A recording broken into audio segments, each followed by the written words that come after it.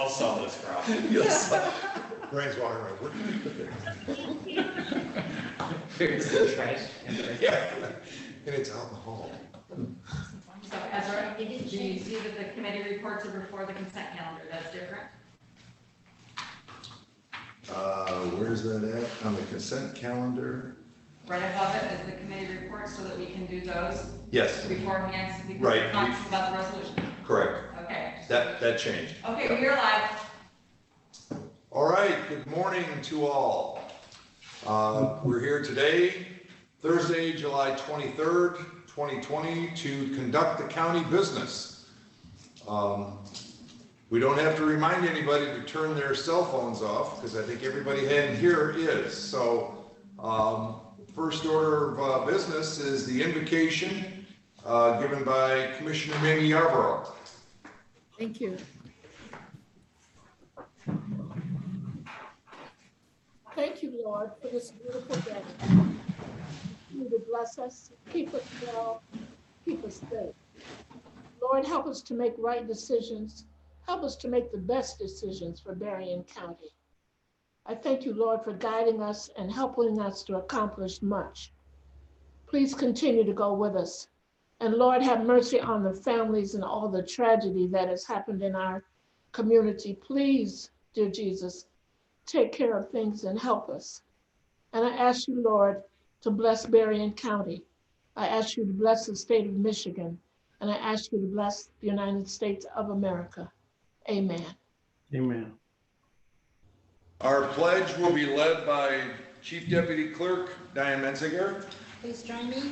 I Pledge allegiance to the flag Of the United States of America and to the republic for which it stands, one nation, under God, indivisible, with liberty and justice for all. Amen.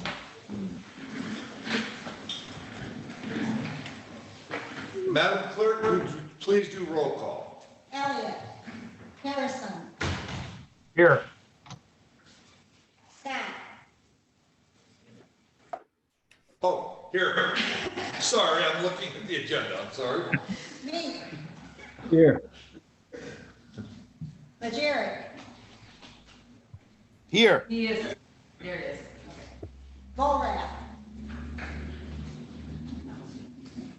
Here. Volrath. Here. Yarborough.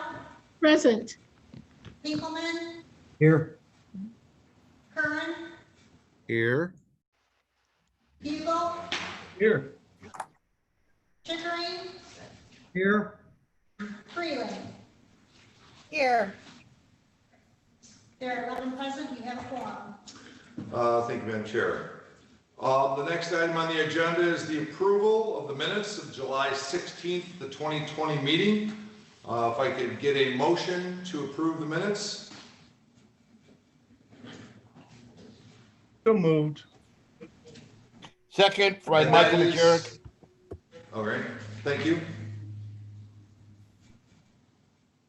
A second? Second by Michael Majerick. Who made the motion? Who made the motion to Commissioner approve? Hugo. All right, thank you. Roll call vote on this? Yes. Yarborough. Yes. Harrison. Yes. Pinkelman. Yes. Scott. Yes. Chickering. Yes. Volrath. Volrath. Yes. Freeland. Yes. Curran. Yes. Hugel. Yes. Majerick. Yes. Meeks. Yes. 11 yeas, no nays, motion carried. Thank you. Madam Clerk, any communications? Yes, an email received from Government Liaison Officer Alan Barker, USNRC Region 3, on the 2019 safety performance on the Donald C. Cook Nuclear Power Plant. They're holding a virtual public meeting on July 21st, 6 to 7 p.m., and this was received on July 20th. That's it. Thank you. We're going to get into the committee reports. The first will be personnel, PHS. Commissioner Chickering. Yes, thank you, sir. The PHS committee met yesterday afternoon on Zoom. What is it, 3 months since we met? It was nice to get us together talking about things. It was nice to have people like Tom come and give us things to talk about. So we covered 3 distinct topics in addition to a resolution on the CARES Act funding. First, the reorganization of a section of Tom's Friend of Court, a reclassification of jobs within Warren Parish's Equalization Department, and a promotional situation in the Health Department. We had lively exchange of ideas on all of them. We appreciate everyone's patience. We reached conclusion unanimously as a committee to recommend all 3 of those changes to the full commission. I do know that, in fact, Tom met later on yesterday afternoon with the admin committee as his parent committee to discuss the reorganization. So we will look forward to Commissioner Curran's report on that.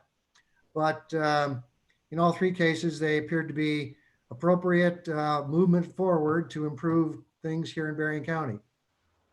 And Terry, Dave, anything else? It was in the morning, but other than that, I can't critique much. No, Are there any questions for PHS?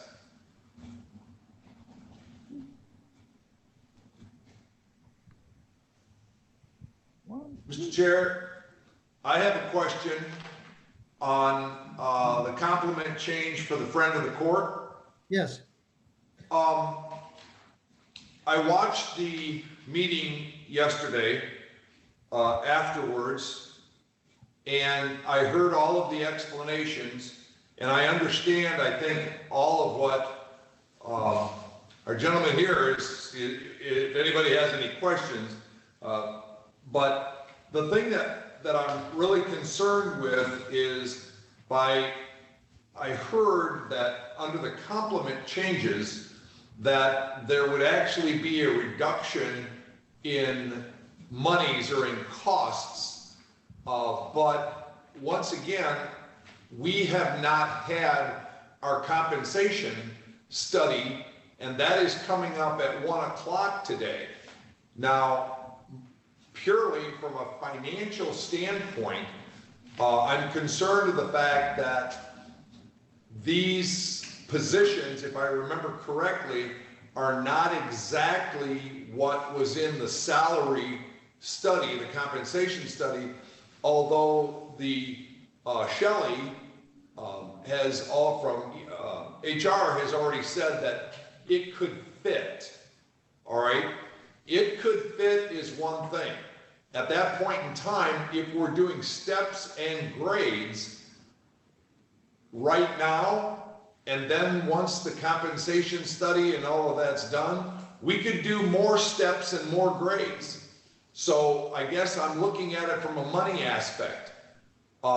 Maybe this isn't costing right now, according to what levels we're at, but if the salary study and the compensation study that we're going to discuss at 1 o'clock, where's that money going to come from for these different grades? So that's what concerns me. It's not the issue of consolidation and moving department, it's the money. Okay. And this next year, as I think everybody is aware, I have heard and projecting a 5% decline in revenue sharing from the state. So once again, where's that money going to come from? That's my only concern. Okay, and it's a fair comment, and Tom got a few gray hairs talking to us about that. He, May I address that? Yeah. Let me, Tom, could I? Because I think it was directed at us. Let me, and then you can elaborate if you'd like to. Shelley's advice to PHSC was that she had worked with Tom, and these changes were consistent not only with our current system of compensation, but that she had looked at the changes and that they would fit within the potentially proposed new compensation structure. As it relates to steps and grades, the grade thing she was very comfortable with. Steps is another matter because we have not in any way finalized thoughts on steps. And that is going to be true for all of our employees. In terms of the compensation impact, what Tom has proposed does save the county money today. And like every other department, we're just going to have to see how that works out once we finalize the compensation study. So that's the position that we're taking. So Tom, please elaborate if you'd like to. Sure, thank you. And to Commissioner Scott, excellent question regarding that, and certainly an excellent observation on that. I think I made a comment, and I don't know if it was at the personnel committee yesterday. I think it was during the admin committee presentation that I had in the afternoon. I had an opportunity to speak directly to Mr. Notley, the consultant, and he contacted me probably now about, I'm estimating 2 to 3 months ago, somewhere in that area. And he wanted a little bit more information as far as the friend of the court staffing was concerned. At that time, given the fact that we were beginning and finishing the formulation of rolling out this plan, I had the opportunity to talk to him about some of the changes that we were contemplating at that point in time. I will say that Mr. Notley is an individual that is pretty well versed certainly in our arena regarding the friend of the court. He's done a lot of work with some of the other counties in the state of Michigan, very familiar with the layout, if you will, of the personnel in a lot of counties around the state. So in having that discussion with him, he felt, and again, I guess I should mention also, remember that the friend of the court staff were unionized staff up through and including December 31st. As of December 31st, we decertified, our unit decertified, and they were placed into the non-union wage scale. I did a lot of work with Shelley at that particular point in time regarding the fact of making sure that we were properly placed for the individuals that we had at that time. In discussing it with Mr. Notley, he indicated that the changes that we were proposing, the moves that we were making, he felt that there were not any significant anomalies. There should not be any significance to changes in compensation based upon the wage and salary study that I know you all are going to receive this afternoon at 1 o'clock. So I know that that doesn't provide definitive information. However, I wanted to make sure that the commissioners were aware, particularly Commissioner Scott was aware, based on his question, that I did have further conversation with Mr. Notley about what our plans were regarding the friend of the court. And Mr. Chairman, Ezra, I'd like to make it clear that at no time was PHSC or the Compensation Committee aware that this discussion occurred.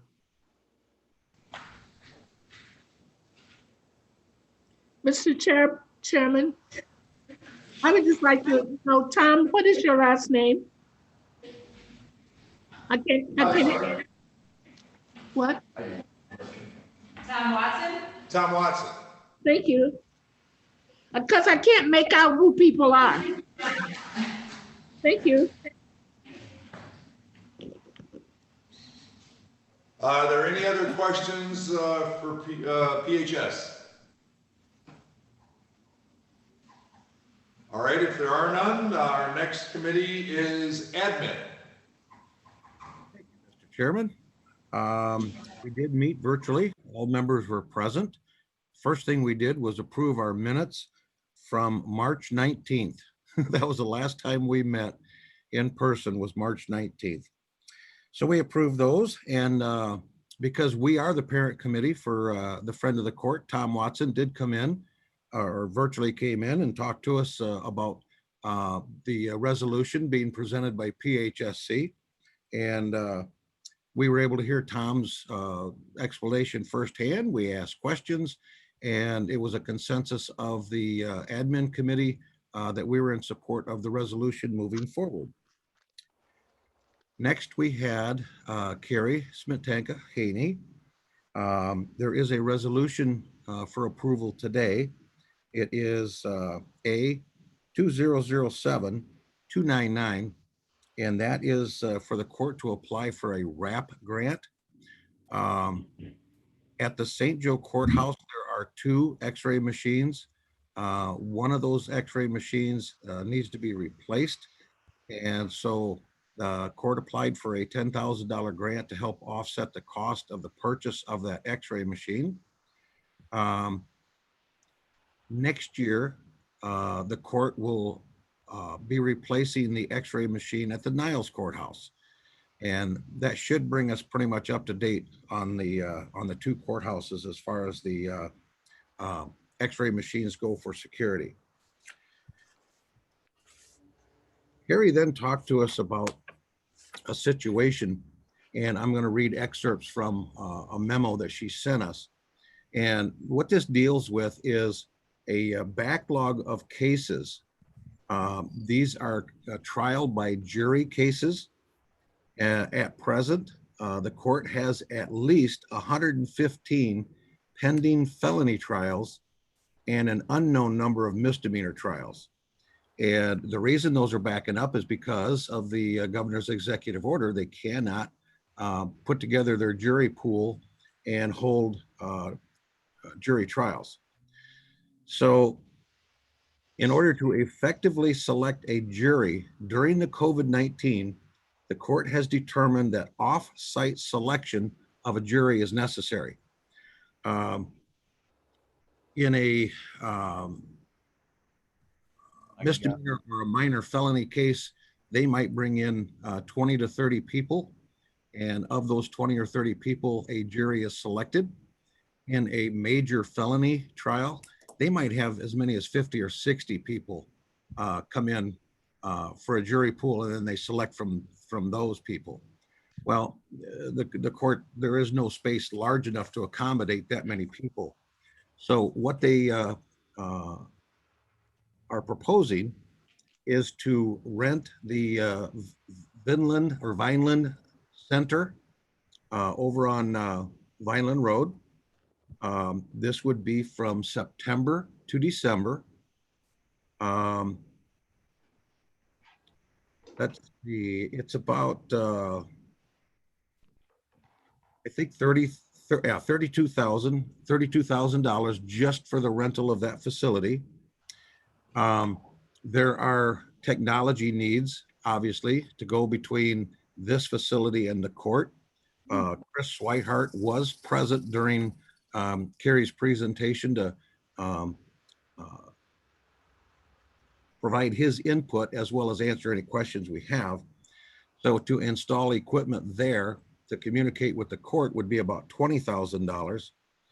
And part-time sheriff's deputies 3 days a week for the 4 months is estimated at about $7,000. So the total request was right around $60,000. And so after hearing her entire presentation, the committee decided for her to proceed and to work with the county administrator to put all this together.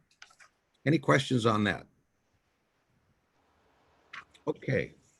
Mr. Chair, Yes, sir. Commissioner Scott, I had one question on that. Because this is COVID, is this going to be eligible for CARES Act money for reimbursement to the county? Do we know? Through the courts?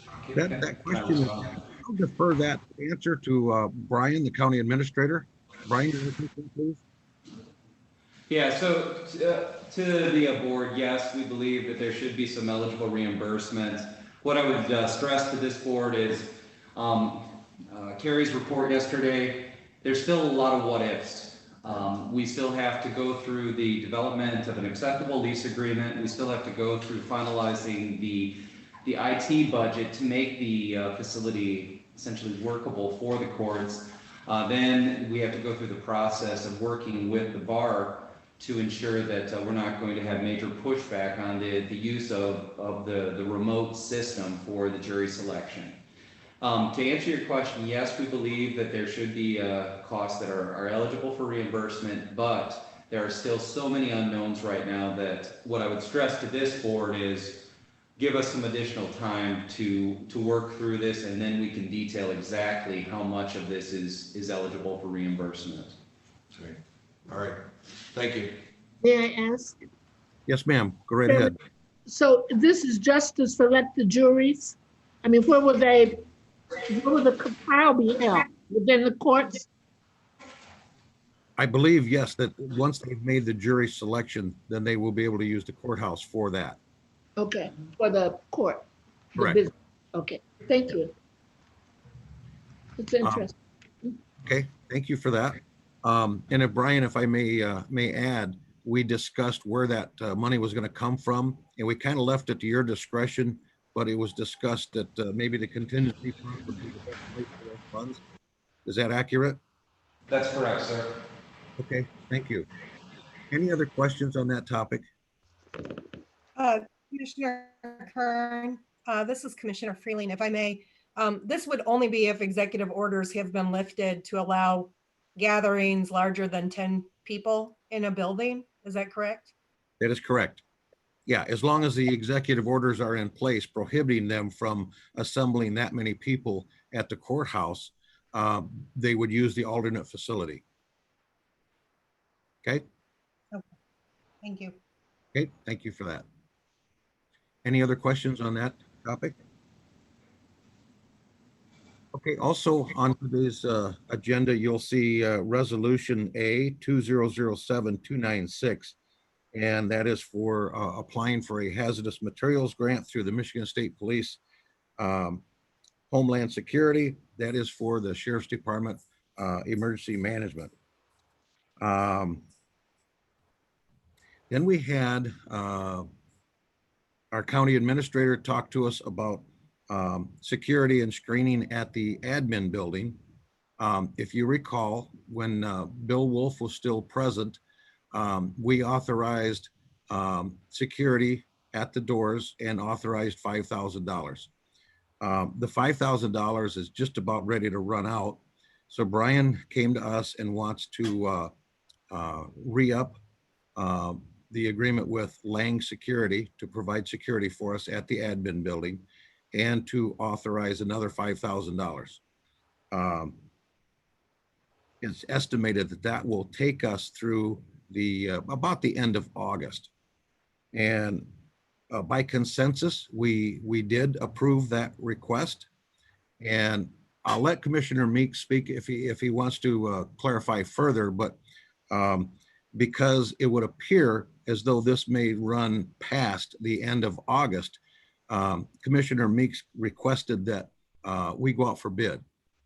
And so by doing this contract through almost the end of August, that would give adequate time for Brian and his staff to put together an RFP and get it out for bids. So going forward, we should receive bids if we need to continue this past August. Commissioner Meeks, would you like to elaborate, or did I cover? I would like to say something, thank you, Jim, but I did make a reference to this contract. I voted no at the first of the contract because it wasn't, I don't believe it was put out, it wasn't done properly. But I also got in touch with another security agency and had them registered to do business with Barron County. So I think the process at first was flawed. But I did vote the second one yes, because we needed to protect our employees and the public. So we was in a position, but our administrator said that he would put this out in an RFP. So this can go out and be done the proper way. So I was okay with the next $5,000, but I'm not okay with it basically not going out for bid. So I just want to kind of correct this. We're trying to correct something that I think that shouldn't have never happened, but it did happen. Let's move forward. That's all I want to say. Thank you. Okay, thank you, Don. Appreciate that. Okay. Any other comments from any of the other admin committee members? Mr. Chairman, that's our. Thank you, Commissioner Curran. Are there any other questions on any other topics for admin?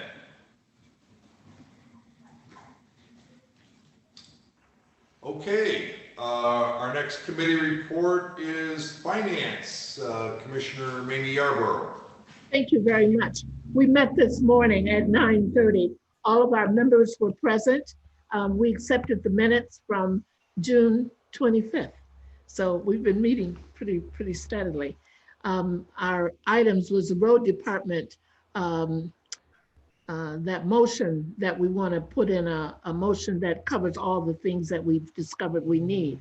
And present regarding that was our road department director, Jason Latham, our administrator, Dissette, and is that it?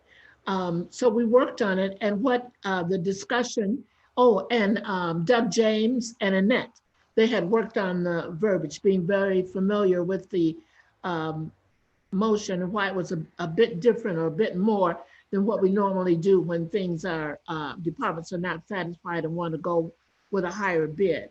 So they had the familiarity, as did as our committee. And so with our discussion, there were some things we changed, a word or two, and Administrator Dissette said he would put together our comments and get it to all the board members, because when we had our open meeting, there was some unreadiness or questioning from the whole board rather than just accepting it and putting it in place. He will write to all of us, and if you have additional comments or things you'd like added or changed, we will work on it that way. And hopefully what is it going to be, the next meeting? We would bring that, no, we would accept that motion if there are not any grand changes in our committee and be able to do business. All the people that were there and that it concerned and that had to do it agreed with what we came out with. Anything else we want to talk about that? Okay, then the next thing we did was automotive fleet manager, Todd Rainey. You all may be aware of this, is not anything I knew, but in Detroit, where they're making everything and unions and this COVID, and we don't know what's going to happen, but we have a request to buy 3 new trucks. And the trucks that are being used by those departments right now will be turned over to Building and Grounds. They have a lot of miles on them, but Building and Grounds, it's not like they're going great distances. And well, anyway, it'll work for Building and Grounds and order new trucks. And what we agreed to do rather than going out for bids is that we would use the My Deal, the Michigan, because we have checked before. Doug James suggested we look at the local dealers, but it has been discovered that they can't meet the My Deal price because usually it's the bigger companies and they do volume. And so if we went to a local company, we've done that. And the last time we did, we only had one company to bid. So we're going to go with the My Deal. And then we talked about for 2021, we have on the list to order trucks or vehicles for the Sheriff's Department also. And so what we're going to do is, because we have the price for these 3 trucks that we wanted, we'd like to go ahead and approve those purchases because we think it'll take a couple months just normally, and hoping that nothing happens to cause things to be delayed. But because of that, also go ahead and order the vehicles that the Sheriff's Department would want, that would lock the price in to whatever it said, and we would get those when they're ready. It may take a little longer, and it may be before 2021, but we need to do this. And we said that our finance director would find the money. But the three that we're talking about ordering the money is there for those. Commissioners, committee, would you like to add anything to that item? Just that the sheriff vehicles are all for the next fiscal year, so they'll be scheduled for in that budget. Yes. I don't know what's happening. Then we talked to Drain Commissioner. Can you hear me? Or should I wait a second? It's the fire truck. Okay. The next thing, Drain Commissioner Christopher Quatrain talked, and Information System Director Chris Swihart was there. We have been working on this, trying to get this completed and approved. The Drain Commissioner has a new computer. We're trying to get him off the mainframe. And for 2 years, he's had parts of it, but not all that he needed. And so they think that this will make it where it's operable, and it's going to cost 54,000 what, Annette? We got the price. It's $54,662.50. Thank you. That so that we can get this working. It'll help them to go paperless. It'll help all the records and things, and eventually be able to take it off the mainframe. And this is what Chris Swihart said we need to do this. So that was approved. And then is that it? That's everything. Let me just look and see that it's all that we wanted to say. Madam Okay. Chair. Any additions, committee members? Madam Chair. Yes. Just as a reminder, there will be a special meeting of the Finance Committee next Tuesday to review the bond work associated with the Watervliet drain project. Yes, with the Drain Commissioner. Christopher also said that this would help him with the bidding process for the drain department.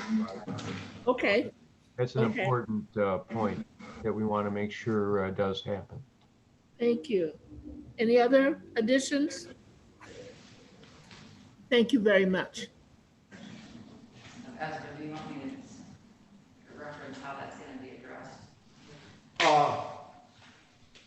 Yeah, if you would, Annette, would you reference how that's going to be addressed, and then I'll ask if anybody has any other questions. Okay, so you received the requisition list already today that did not have the requisition on there for the drain software. We were waiting for finance to have this conversation before we knew whether we could go forward with it. So Yes. to not delay that any further, what I'd like to do, and you haven't received that yet because I was down here doing finance and then I into the board meeting, but the way that would be handled then is the requisition list, which is in resolution B2007086, would have a changed amount then to reflect that drain software purchase. So the total for that requisition list resolution would be $437,432.51. And then I will submit to the clerk for the permanent record a list that would have that included on it and that changed total. Thank you.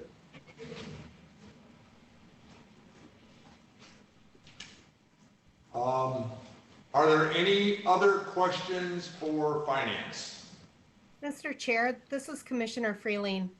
I have two Yes. comments. I'm really glad that Finance Committee had the opportunity to discuss the motion language. I know this has been a point of topic for a fair bit of time, I think in the last month or so.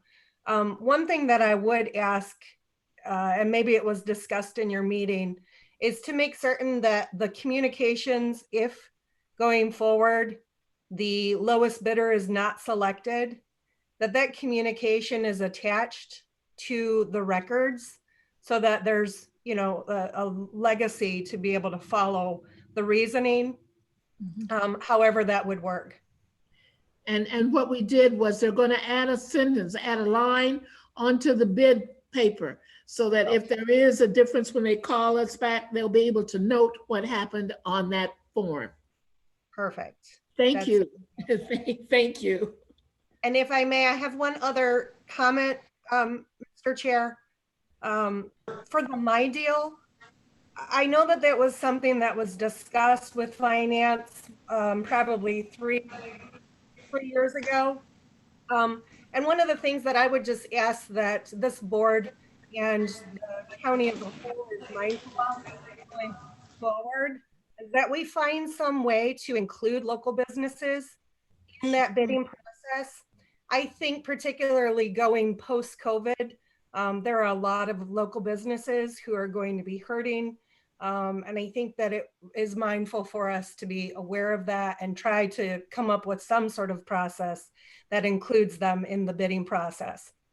Those are my only 2 comments, and thank you very much. Thank you. Thank you. Thank you, Commissioner Freeland. Well noted. Brian is pondering what you're saying even as we speak. So we'll kind of let Brian go through this process and make a recommendation to the full board. I know that we had decided in the Finance Committee that we wanted to send out the new language for both the non-road department purchasing bidding policy and the road department purchasing bidding policy on the motions, of the 2 different motions. So you will be getting those. So Brian is nodding his head, so he's going through that right now to come up with something. But that was, we kind of discussed that also a little bit in finance. Thank you. Are there any other questions at all for finance? All right, seeing none, we've come to the most important part of our agenda, and that is the public comments on the resolutions that are on the agenda.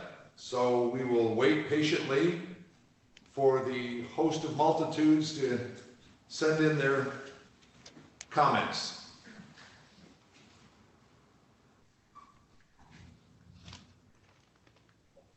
I have received one, but it's more appropriate for general comments, so I'll be using that in general comments. And I let the person know that. Okay.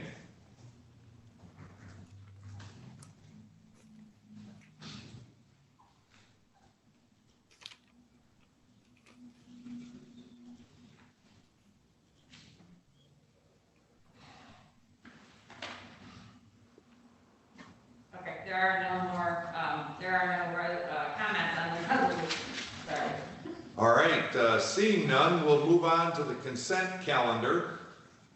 Before we look for a motion on the consent calendar, I'd like to make a note here that whoever makes any motions at all, we should also know that the B200 7086 has been increased to $437,432.51. So that would reflect that new amount when you do make a motion on the consent calendar.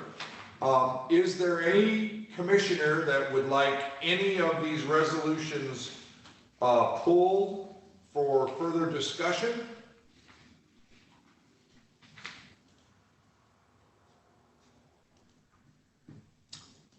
Okay, seeing none, I have a motion to approve the consent calendar with the change to B200 7086 in the amount.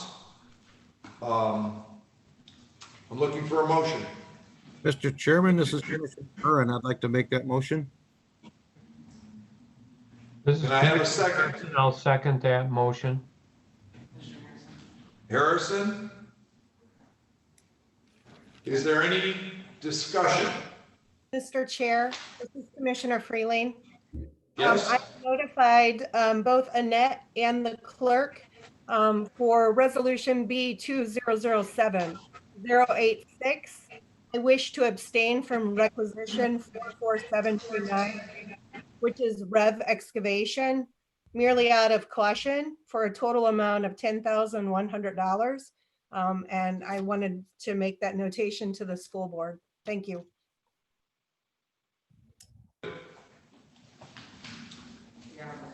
Yes, Commissioner Yarborough. Mamie Yarborough. I would like to abstain from a bill on the bill list. It's Kalen Construction for $650. It's check number 207324. My son works for Kalen. Duly noted. Clerk Thank has you. it. Thank you. Thank you. Are there any other things to discuss? Seeing none, would the clerk please call the roll? Harrison? Harrison? Yes. Engelmann? Yes. Scott? Yes. Chickering? Yes.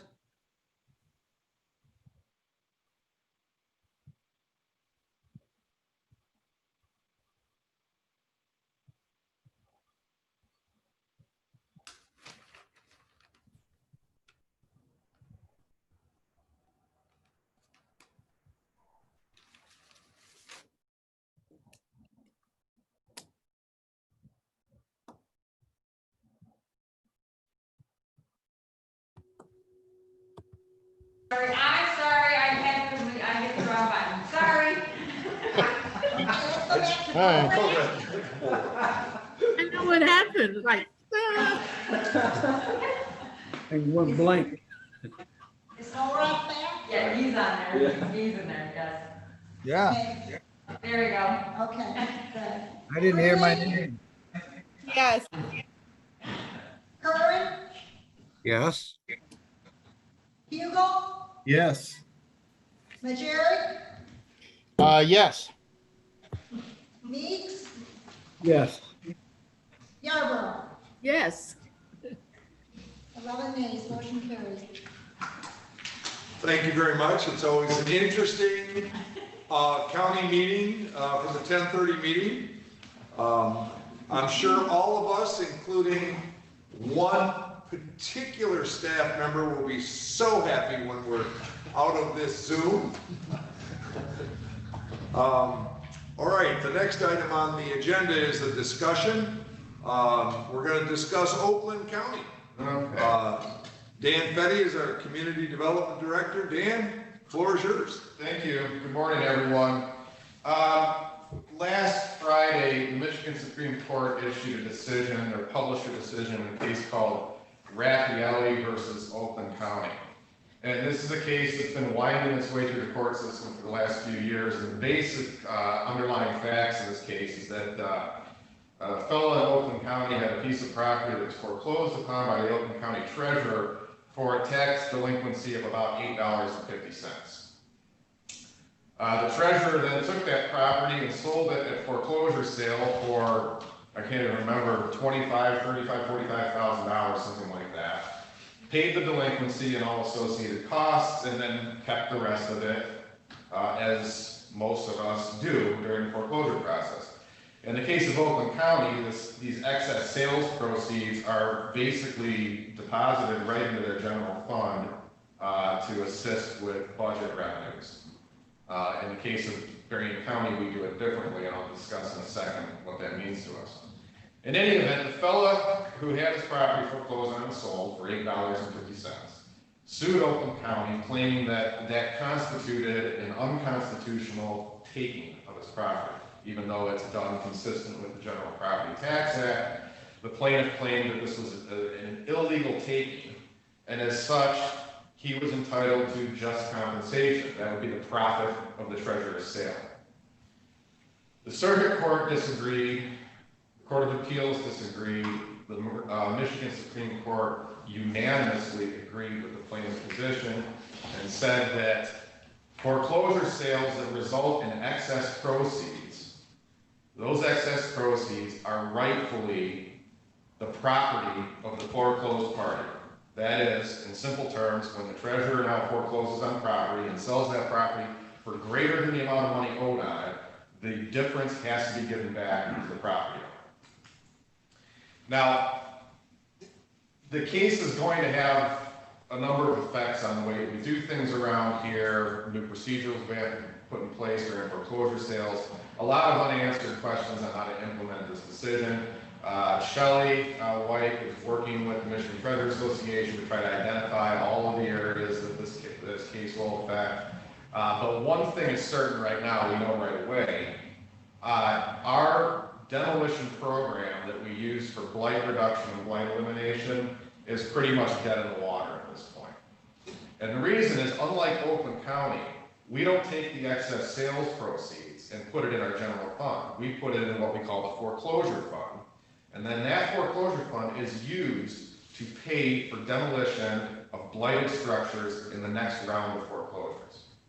Okay, so we have, in other words, we've used the profit that we've made for a community purpose moving forward. Without the ability to pay those excess sales proceeds, we will not have the revenue to move forward with this program anymore, which is a real shame because we've been awfully successful and aggressive over the last 21 years in using that money to eliminate blight in a variety of communities throughout Berrien County. And I should add also that those demolitions are done for specific requests of the local community itself. Okay, so whenever we foreclose on these properties, we send a list to the local communities saying which of these properties does your code official or building official believe are blighted and are no longer habitable.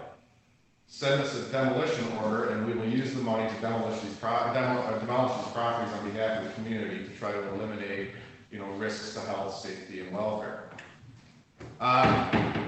Shelley and I have talked about this extensively over the last week. We've talked to John Axe about it as well, talked with Brian about it, and we just don't believe that there is a possibility that we can move forward with this demolition program without that source of funding. And it's a real shame. The land bank is generally the partner in these activities, and those commissioners that sit on the land bank are very familiar with how we do this on an annual basis. We typically are able to do anywhere from 30 to 100 properties a year.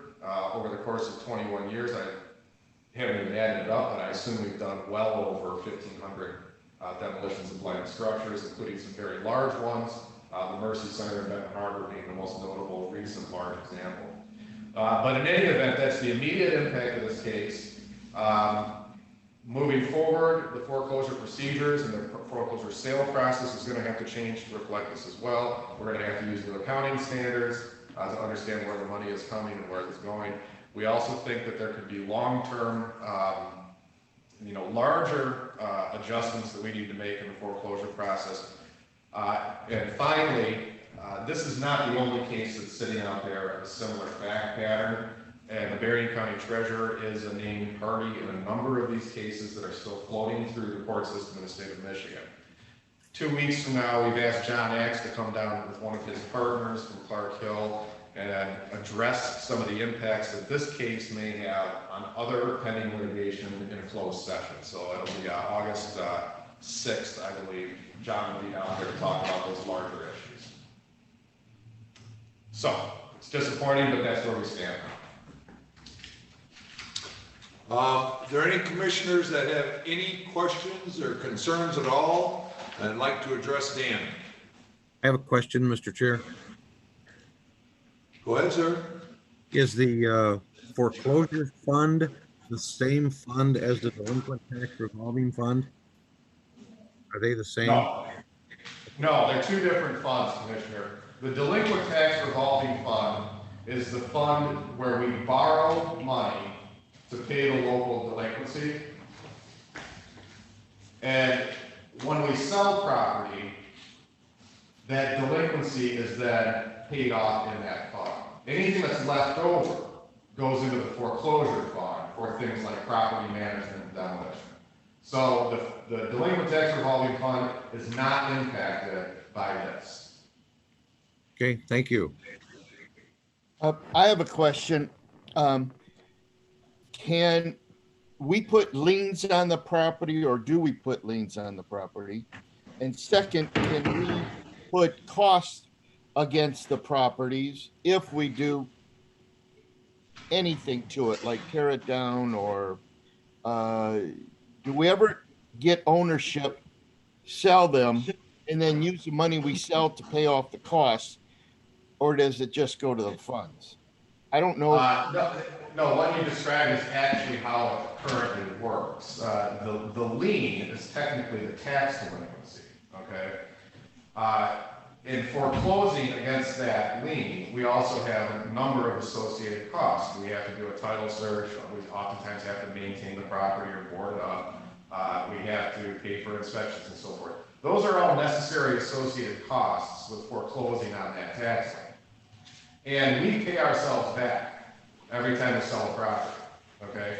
But it's often the case that some of these properties, even after we pay the lien, the tax delinquency that is, and all the other associated costs, there is leftover money because it's sold for more than we expected. It's that leftover money that the court says we now have to give back to the property owner and presumably any mortgage lien holder recorded on the title as well. So that's what we're sorting out is kind of the accounting process of how we'll track this now moving forward. May I ask? Oh, go ahead. Yes, so so it has been, the law has been passed that we have to give back the difference? Well, in a sense, yes, in a manner of speaking, that's true. What the Supreme Court said is that you engage in a taking of property, and therefore, under the Michigan Constitution, you have to compensate the owner from whom you took it. So yes, they're saying at this point, moving forward, any so-called profit that you make by selling a foreclosed property, that profit has to be returned to the owner. And that's what I want to ask a bit, because I'm very familiar with all of that. Can you put those costs that you were talking about, what it costs to demolish the building and all those kinds of things in it before the amount is given back? Yeah, we could. I mean, in a sense, the demolishing a building, since it's done under a public order by the local community, that should be recoverable. The problem is more of a practical one, though, Commissioner. If we have a house that, say, is dilapidated and blighted and vacant, and there's a $5,000 tax lien against it, and then we spend $10,000 demolishing it, now we have $15,000 of cost for a vacant property that's going to sell for $250. Yes. See what I mean? So we could do it legally, but the practical likelihood of recovering that money is almost non-existent. Yeah. Mr. Chair? Yes. Question. So I would say to this board, this is a fast-moving issue. If the board, I would say respectfully, if the board is willing to hold off on your questions until that August 6th meeting, we will have the county's attorney present to walk you through a more detailed analysis of what this means. Our goal today was just to make you all aware of the situation. It is very impactful news that the board should be aware of. We will get you more and more details as those details become available. And again, we are planning your first regular meeting in August to have a very lengthy discussion on this topic. If I can say just one thing. It'd be okay. Yes, go ahead, Commissioner. Well, I'm saying that not all this money comes from the demolition money comes from I guess the foreclosed sales or whatever. But some of this money comes from MISTA for some of these demolitions. They don't always come through, basically through the county. The county has grants that they get from other places to also pay for these demolition. Am I correct? Nope. No, that is not correct. It's not correct. Nope. No. So we get no money from MISTA to take care of blight. No. We in 2009 we received a large grant through MISTA that was part of the stimulus package, and we undertook a number of demolitions with that. But those programs are no longer in existence. Right. The neighborhood stabilization program was specifically for that, and it's over. That's So right. where does that come from? It came from Obama. Well, okay, it don't all just come from the county, what I'm trying to say, baby, I'm not saying. But that's over. Okay, well, that is over, but I'm just, it's saying that the indication that the money is coming through another fund, we get money from other places also. That's what I'm trying to make a point. That it not just come from the county or from the indemnity fund. We get monies from other places. If I'm not correct, maybe I'm not correct, but I just want to kind of get some clarity to it. No, Commissioner, unfortunately, we don't receive additional money from other sources to perform these demolitions. There was a period of time in 2009, 10, 11, where we were receiving federal funds, but that program is over. The only money that we have to perform these demolitions is through the foreclosure fund. Okay, well, I'm saying we're just not talking about other farms there. Excuse me, I just want to leave it there. Thank you. Thank you. Are there any other questions for Dan? Mr. Chairman? Yes, sir. Yes, Commissioner Curran. Hey, could I suggest that between now and when John Axe appears before us, if we have questions, can we send them to Brian?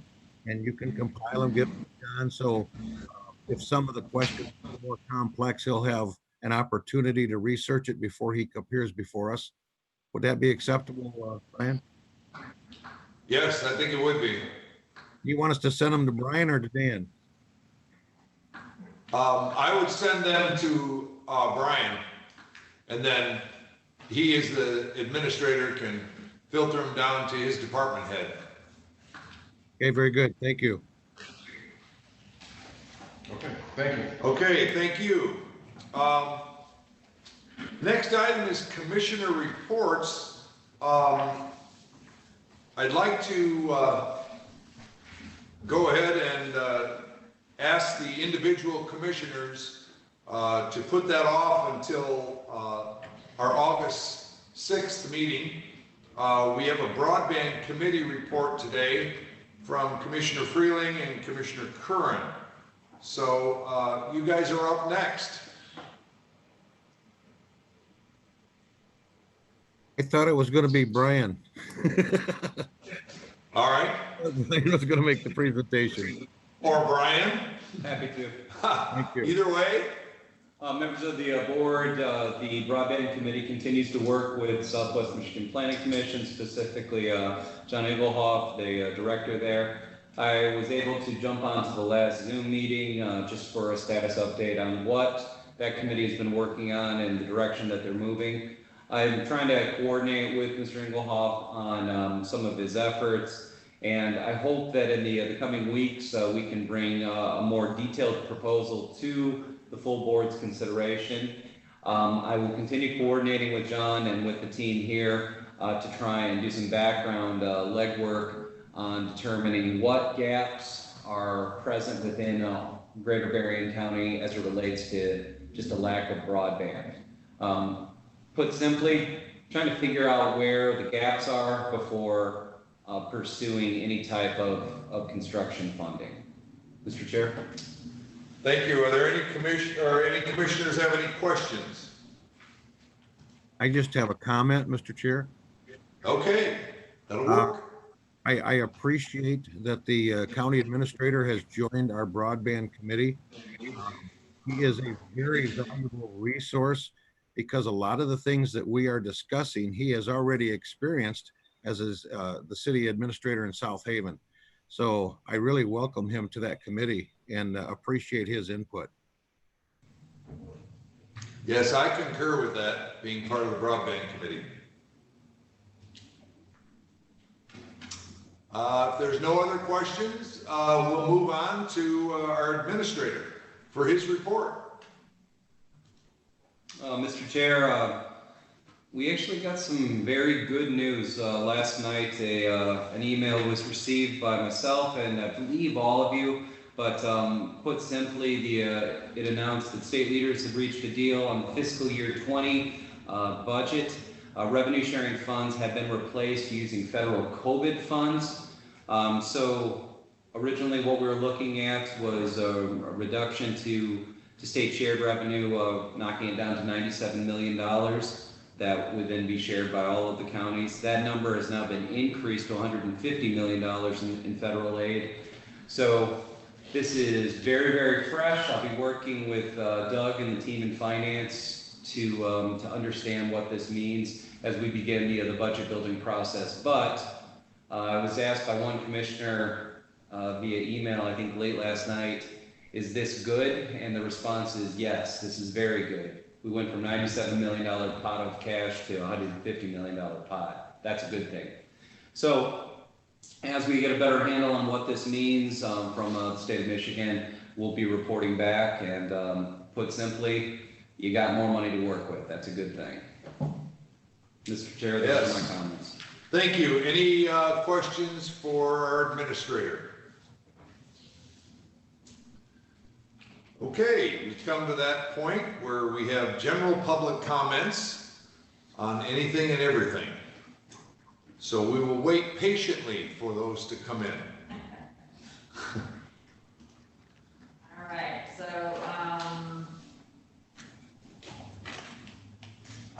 Tony Van Hart from Sodas Township. I want to thank the committee chair and members of the finance committee for the much needed work on a new bidding process for the road department to assure fair bidding. So we do not have an issue like happened in the recent past.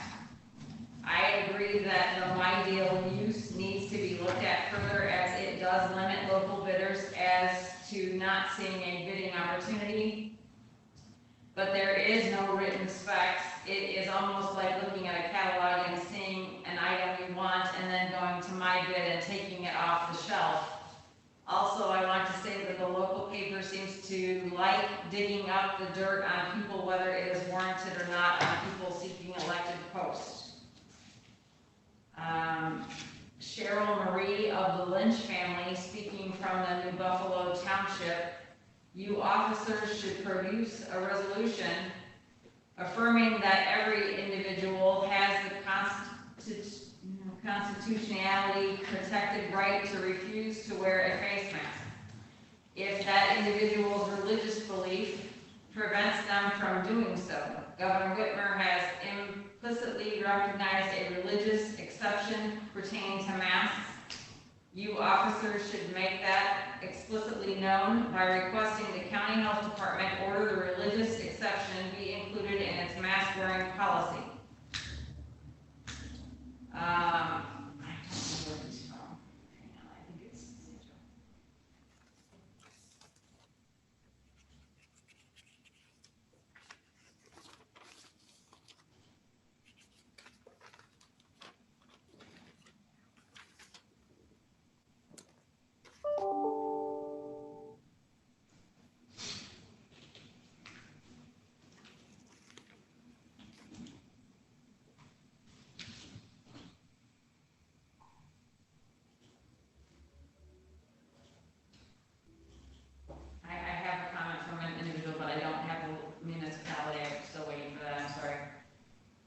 It's okay.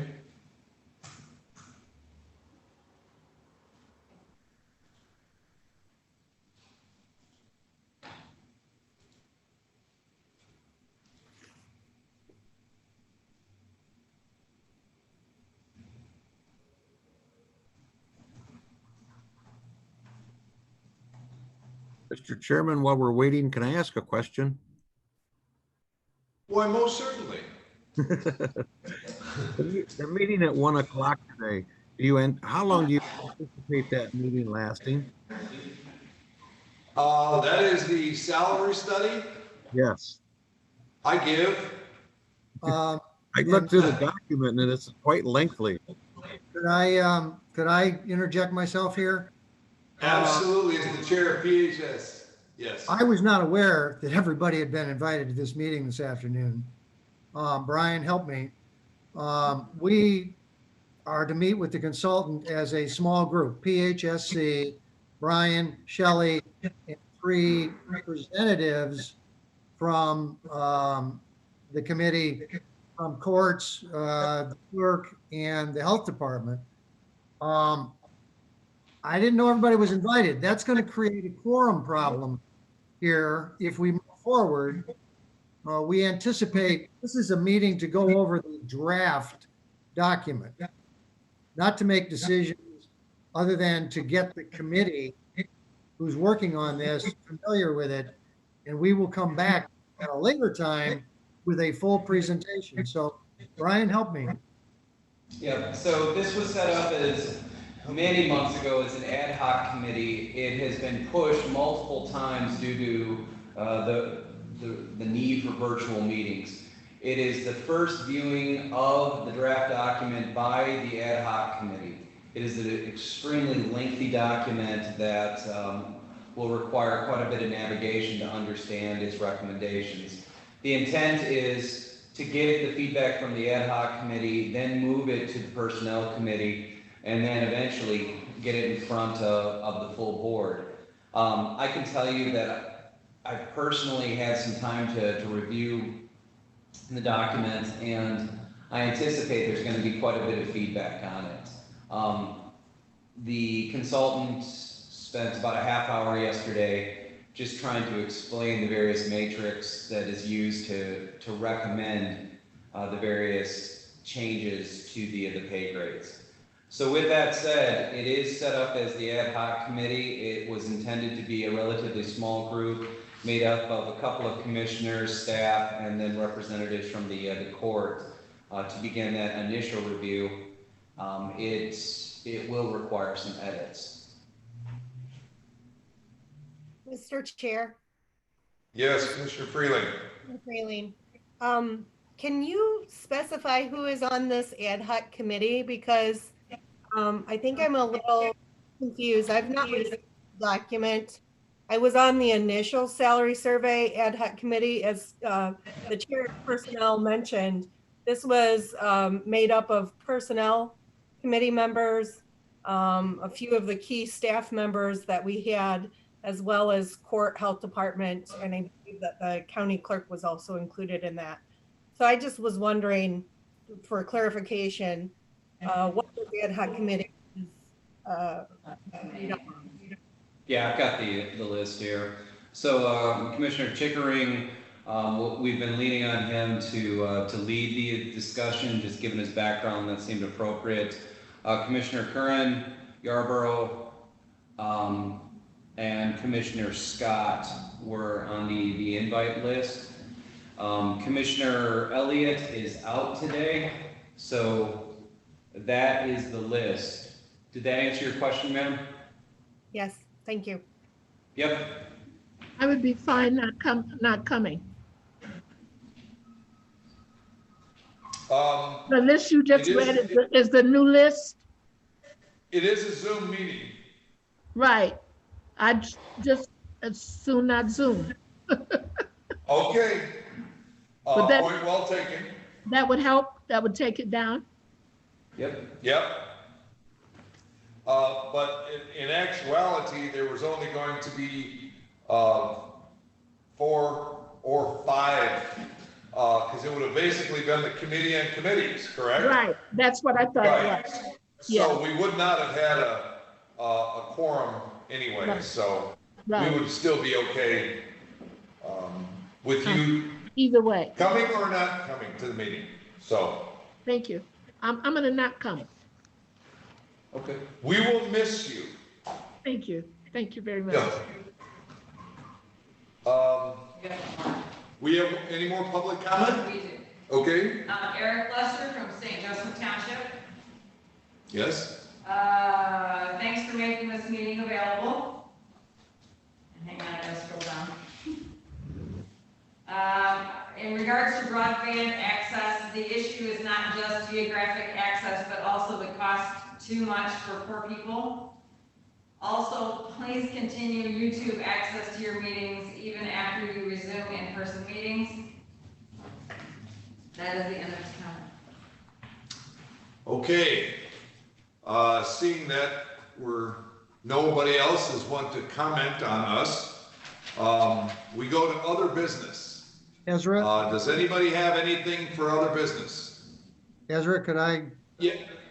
Yes. I apologize, but in the midst of Terry's questions about who is attending this meeting today, it froze up and I lost connection. So I hope the conclusion was Walrath, Freeling, Chickering, Shelley Jasper, Brian and Carrie Smetanka Haney, Sharon, and Jillian Conrad from the Health Department. Is that the audience? I don't think Terry and I are. No, it was basic committee on committee along with staff members. Mac is not going to be there. Mamie has advised that she's not going to attend Zoom. So it would be Commissioner Curran, Commissioner Chickering, Commissioner Scott would be the only commissioners there. And then it would be staff, so we wouldn't run into a problem of a quorum. Okay, all right, good clarification. Thank you. All right, thank you. Does anybody have anything else for other business? Oh, yes. Just as a reminder to the board, there is no board meeting next week. Right, I'll get, yeah, we'll have that on the announcements and reminders. Oh, thanks. Yep, no, that's fine. One other thing of other business that I wanted to address with the board. We came out of the emergency declaration last Thursday or last Friday. So our EOC is winding down, is that correct, Brian? So the EOC is continuing to meet on a weekly basis, just under a new title. It's Mac referred to it as the 3 C's. It's the COVID Continuing Committee or some variant of that. Each week at Wednesday afternoon, Nikki from the Health Department is meeting with law enforcement and the committee members, providing an update on whether or not numbers are going up or down.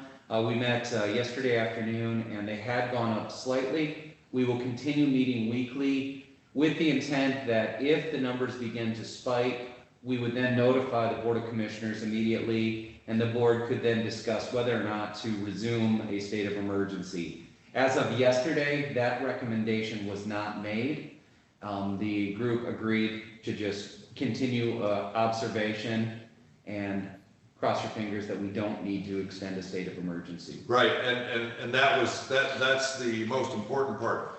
What I did want to recommend, and Brian, you kind of touched on it earlier today, is that we have a policy which is AdMed 5180, and that has to do with resolutions coming before the full board. And that policy basically, we need to start refollowing that policy now, because we're kind of coming out of the more emergency part of it. We were having regular finance committee meetings, but that was really needed because of the road department basically to get the bids out. But now the administrator wants us also to have the other committees meeting virtual Zoom also, whether it's on the day or the day before or whatever of our Thursday's meetings, to get some of the work done of the county. So I just want to make sure that we start following or try to follow our policy as the best we can to get the resolution to the committee, have it discussed, signed off on like it usually is with either corporate counsel, our administrator, and the committee chair or the committees, and then the next week after that, then that resolution would come to the full board instead of coming the same week. I think that puts a lot of stress on our staff to get all of these things done immediately, and staff has got enough to do already. So that was the only other thing that I just wanted to talk about.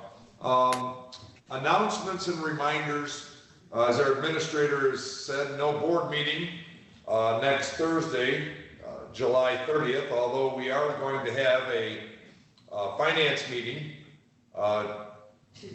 Tuesday, but I don't know the time yet. We'll wait to hear about the time. 10 a.m. I'm figuring 9:30, 10 o'clock maybe, or something. Oh, could we make it 9:30? Maybe it is your committee, you are the chair. 9:30 sounds lovely to me. 9:30 would work for me because I think I have a car appointment at 11. So if we met at 9:30, Okay, Administrator, would that be okay for you? we'll just make a note of that. We'll make it happen. Thank you. Thursday, August 6th, was a night meeting. It'll now be held as a regular meeting at 10:30 and will be held virtually here at the Administration Center.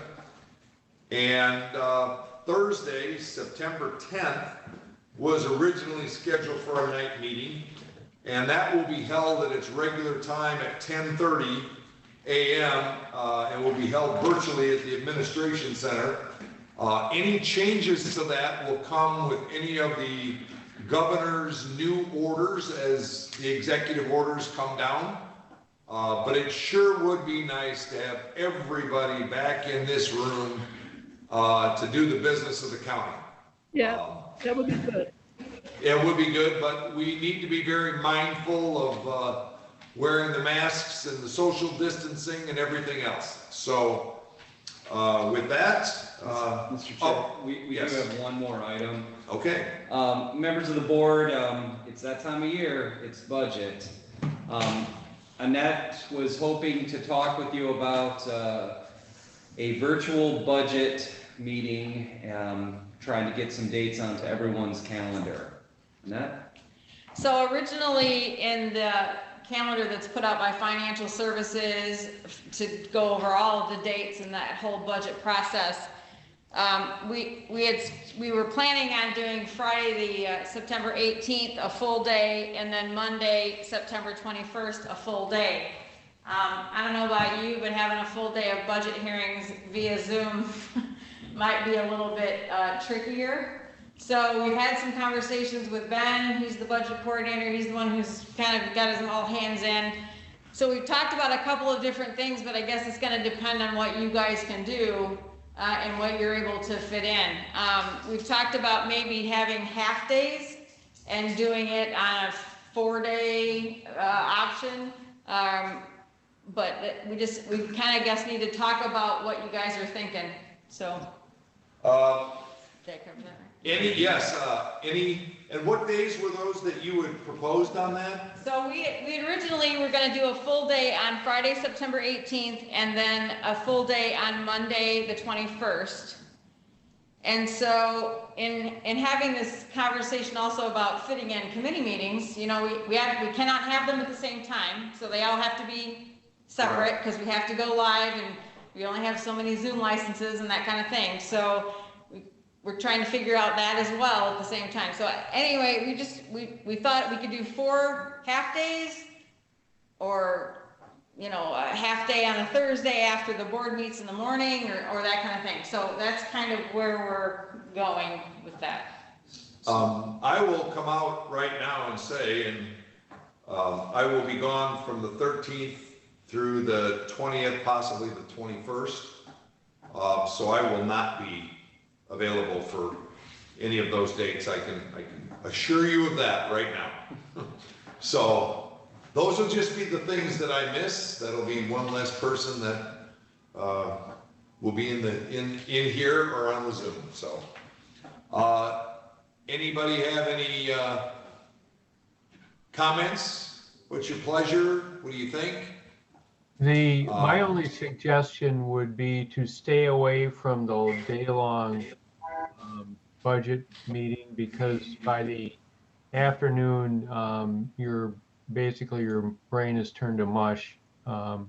So if you stagger them out a bit and break them up, I think just develop a schedule, and those people who can make it will make it. Yeah, go ahead, Brian. I was going to say, if this group is comfortable with it, what Annette and I can do is bring a formal calendar to your next meeting, first meeting in August. But we were just hoping to get some feedback. I figured that doing a few 2.5 to 3 hour sessions was going to be the best way to go, given the virtual meetings. Unless anyone has a major your concern on that approach, what we'll do is finalize the calendar and bring it to the next meeting. That's fine. Okay. Any other comments or suggestions on the upcoming budget? All right, we'll leave that for Brian and his staff, and especially Annette, because she's the one that's got to do all the Zoom stuff. So very, very important to question and ask first. Just saying. Well, if there's no other business for the County Board of Commissioners, we stand in adjournment until Thursday, August 6th, 2020 at 10:30 a.m. Have a good day.